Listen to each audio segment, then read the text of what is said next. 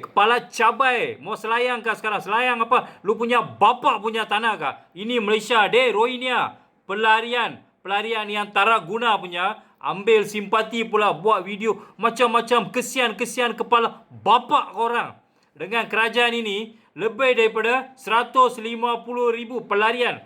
Dia punya anak, bini, cucu, cicit, senang saja dapat MyKad. Bolehkah JPN menafikan perkara ni?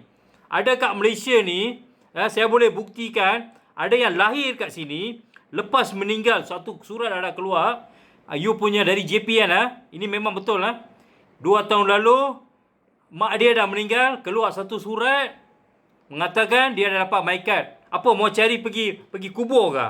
Orang dah meninggal baru dapat MyKad. Apa, bengong punya JPN lah, minta maaf lah. Senang-senang, orang yang lahir sini, ada satu kes baru-baru ni pun, budak tu dah 22 tahun.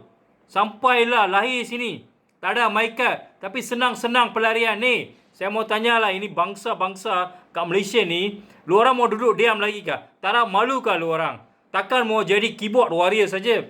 Kita mau tunggu NGO, orang politik nak main-mainkan dengan pelarian ni kah? Rohingya kah? Diam saja.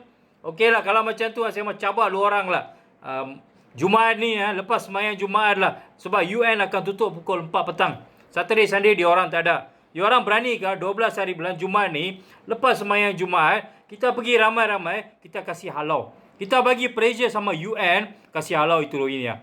Kita tengok ini kerajaan pun tak ada teluk. Tak lama lagi, election nanti, semua dapat MyKad. Ini akan berlaku. Korang, kalau orang nak cas saya, korang cas.